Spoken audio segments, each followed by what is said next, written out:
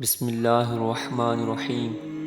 السلام علیکم پیارے دوستو، آج میں آپ کو بد نظری کی اصلاح کا ایک واقعہ سناتا ہوں۔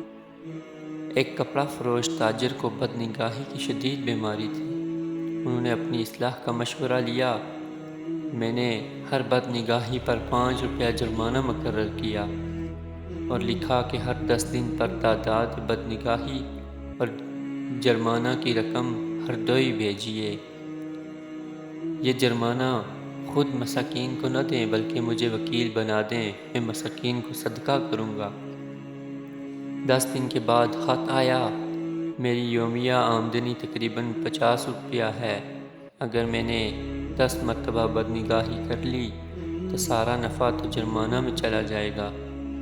میں اور میرے بچے کیا کھائیں گے؟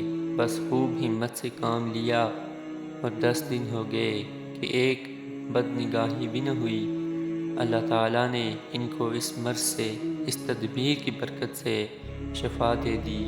پیارے دوستو، آپ نے دیکھا کہ کس طرح حضرت نے اس کپڑے فروش کی بد نگاہی دور کی، اس کی بد نگاہی کی بیماری کو دور کیا۔ تو اللہ پاک سے دعا ہے کہ اللہ پاک ہمیں نظر پاک ہونے کی توفیق عطا فرمائے اور ہمیں بد نگاہی سے بچائے۔ آمین بجاہ النبی صلی اللہ علیہ وسلم۔